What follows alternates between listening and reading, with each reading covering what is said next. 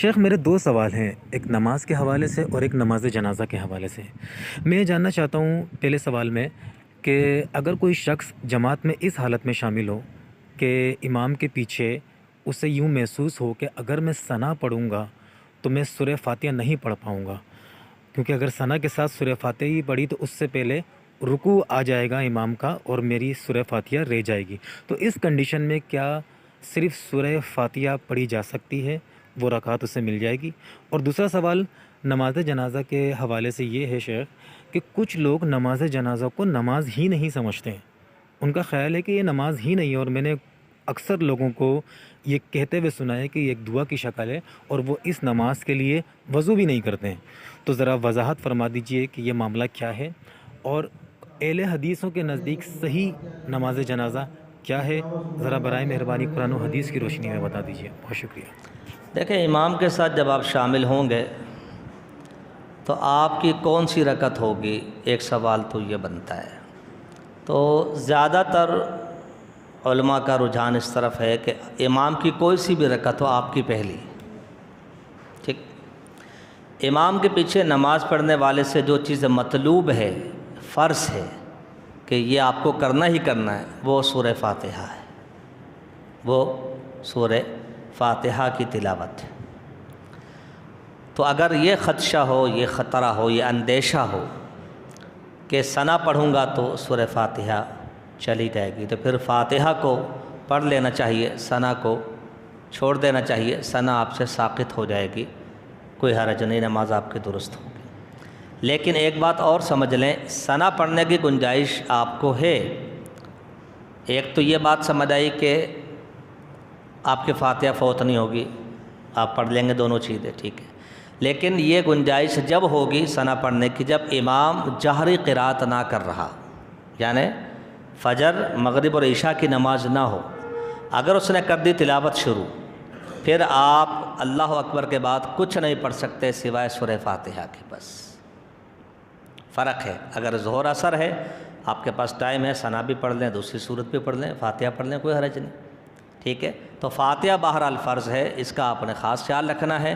ثنا اگر سری نمازوں میں مل جاتی ہے تو فبیہا، جہر شروع ہو جائے تو جہر میں تو ثنا ویسے ساقط ہو جاتی ہے۔ شیخ دوسرا سوال نماز جنازہ کے حوالے سے تھا کہ قرآن و حدیث کی روشنی میں نماز جنازہ کا صحیح طریقہ کیا ہے، اور ساتھ میں یہ بھی بتائیے گا کہ جو میں نے آپ سے بھی پوچھا تھا کہ لوگوں کو یہ نماز ہی نہیں لگتی، اس بارے میں وضاحت فرما دیجیے ذرا۔ دیکھیں، نماز جنازہ باقاعدہ نماز ہے۔ بعض فقہا کو مغالطہ لگا ہے، وہ کہتے ہیں نماز جنازہ جو ہے یہ نماز ہی نہیں ہے، بس یہ دعا کی ایک شکل ہے، کہ ان کو مغالطہ لگا ہے۔ نماز جنازہ باقاعدہ نماز ہی ہے، بغیر وضو کے نہیں ہوتی، بغیر وضو کے نہیں ہوتی، بغیر نیت کے نہیں ہوتی، بغیر فاتحہ کے نہیں ہوتی، یہ سمجھ لیں اچھی طرح، ٹھیک ہے۔ نماز ہے بغیر وضو کے، بغیر نیت کے، بغیر فاتحہ کے نہیں ہوتی۔ میت کو ایسے لٹایا جائے، یعنی امام کھڑا ہوا اس طرف، تو امام کے سیدھے ہاتھ کی طرف میت کا سر ہونا چاہیے۔ اگرچہ فرض نہیں ہے، لیکن استحباب ہے کہ میت کو اس انداز سے لٹایا جائے کہ امام جب قبلہ رخ کھڑا ہوگا اور میت بھی قبلہ رخی رکھی ہوئی ہے تو اس کے پیر ادھر کو جا رہے ہیں اور سر ادھر کو جا رہا ہوں، ٹھیک ہے، امام کے سیدھے ہاتھ پہ سر آ جائے۔ اگر مرد ہے تو امام کو چاہیے کہ وہ سینے کے قریب کھڑا ہو، یعنی سر کی طرف تھوڑا سا زیادہ ہو جائے، اور اگر عورت ہے تو پھر درمیان میں کھڑا ہو جائے نماز پڑھانے کے لیے، ٹھیک۔ پیچھے والوں کے لیے بعض کمزور روایتوں میں ہے کہ تا قدت ان کو صفوں کی بنانی چاہیے، لیکن یہ کمزور ہیں، پبلک زیادہ ہو تو اس میں کوئی حرج نہیں، وہ جفت بھی ہو سکتی ہے۔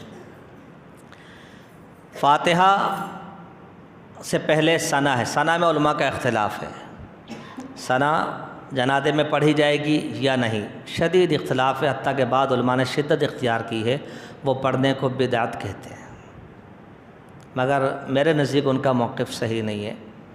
وہ کہتے ہیں جی ذکر کہیں نہیں آیا، وہ کہتے ہیں جنازے کا ذکر ہے، فاتحہ کا ذکر ہے، تکبیروں کا ذکر ہے، دعا کا ذکر ہے، درود کا ذکر ہے، ثنا کا ذکر نہیں آیا۔ تو ہمارا ان سے یہ سوال ہے، فجر کی 2 سنتیں آپ پڑھتے ہیں، اس میں ثنا کا ذکر ہے کسی حدیث میں؟ تراویح میں ہے، استخارہ میں ہے،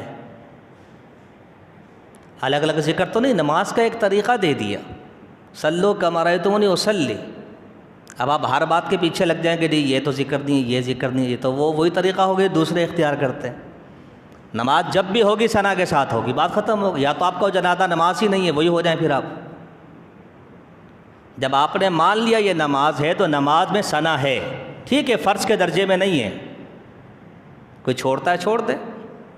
ہمارے یہاں پچھلے دنوں یہ مسئلہ اٹھا ڈیفینس کی ایک مسجد میں کہ قاری صاحب نے تراویح کے اندر ثنا پڑھنا چھوڑ دی، جیسے حرم میں ہوتا ہے، نیت باندھی اور تلاوت شروع۔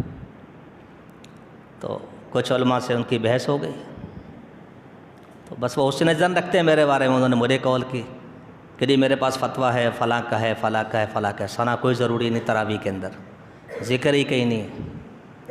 میں نے ان کو سمجھایا کہ دیکھیں ہر بات کا ذکر نہیں ہوتا، نماز کا ایک اصول دے دیا نا، ایک رول بنا دیا، ایک قاعدہ دے دیا۔ تو نماز کا جو قاعدہ اور کلیہ ہے اس کے اندر ثنا ہے یا نہیں ہے؟ تو بلا وجہ فتنہ کیوں پیدا کر رہے ہیں آپ؟ کہ الگ سے دکھاؤ، الگ سے دکھاؤ، الگ سے دکھاؤ۔ مثال کے طور پہ سر عبدالعزیز صاحب جو ہیں حفظہ اللہ تعالی، کسی کو قائل کر لیتے ہیں بھائی رفع الدین کرنا چاہیے، ٹھیک ہے، اور وہ قائل ہو بھی جاتا ہے۔ اب یہ اسی آدمی کے ساتھ سفر میں جاتے ہیں، وہ سفر میں نہیں کرتا، سر کہتے ہیں بھائی آپ رفع الدین کرنے لگے تھے، وہاں تو کرتے تھے۔ کہا جی وہ تو وہاں کرنا تھا نا، سفر کی کیا دلیل ہے؟ کیا جواب ہے؟ وہی جواب ہے نا کہ جی صلو کما رأیتمونی اصلی۔ تو جو ثنا نہیں پڑھتے نہ پڑھیں، لیکن وہ فتویٰ نہ لگائیں بدعت کا۔ جنازے میں ثنا پڑھنا ہی اولا ہے ہمارے نزدیک، ثنا ہے، فرض نہیں ہے، میں پھر کہہ رہا ہوں، لیکن ثنا ہے۔ فاتحہ فرض ہے، اس کے بعد کوئی سورت پڑھیں، ٹھیک ہے جی، اس کے بعد آپ دوسری تکبیر کہیں، ٹھیک ہے، درود شریف پڑھیں، درود ابراہیمی مسنون درود، تیسری تکبیر کہیں، میت کے لیے اخلاص کے ساتھ دعا کریں، صیغہ بدلنا کوئی ضروری نہیں ہے، مذکر کے لیے مؤنث، مؤنث کے لیے مذکر، واحد کے لیے جمع، جمع کے لیے واحد، سارے صیغے چلیں گے، کوئی حرج والی بات۔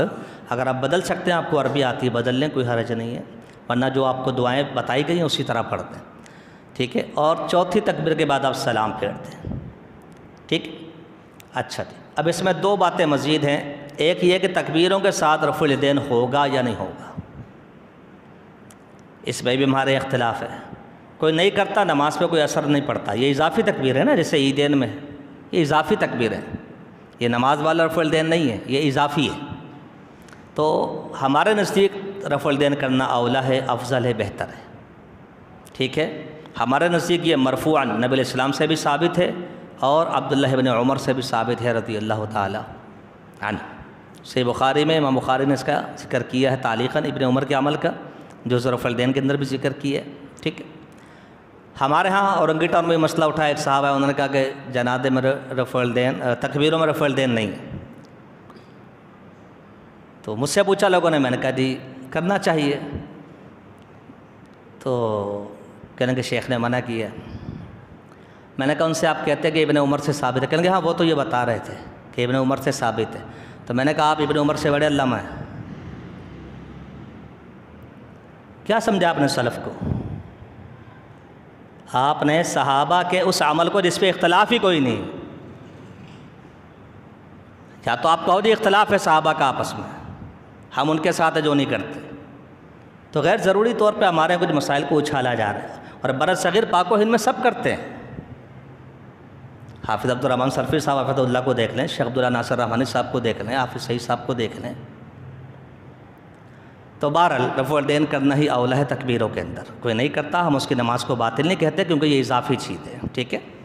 عیدین میں بھی کرنا چاہیے، جنازے میں بھی کرنا چاہیے۔ دوسری بات جو ایک اور ضروری ہے وہ یہ ہے کہ سلام ایک پھیرا جائے گا یا 2، ایک یہ مسئلہ ہے، ٹھیک ہے۔ دیکھیں دلائل کی روح سے سب سے زیادہ وزنی جو موقف ہے وہ یہ ہے کہ سلام ایک ہی ہے، سلام ایک طرف ہے بس، سیدھے ہاتھ پہ۔ لیکن علماء کے اختلاف کا لحاظ رکھتے ہوئے، یا اس روایت کا جو ابن مسعود سے منقول ہے رضی اللہ تعالیٰ عنہ، جس میں وہ کہتے ہیں کہ لوگوں نے اس پر عمل کرنا چھوڑ دیا ہے، اس روایت کو قبول کرتے ہوئے جواز دینا چاہیے دونوں طرف کا، دونوں طرف سلام پھیرنے کا جواز دینا چاہیے، سختی نہیں کرنی چاہیے کہ نہیں جی کر ہی نہیں سکتے۔ بہتر ہے کہ ایک ہی کیا جائے، یہی اولیٰ ہے، یہی افضل ہے، دلائل اسی کے زیادہ ہے، یہی اثبت ہے، یہی احکم ہے، یہی اصح ہے۔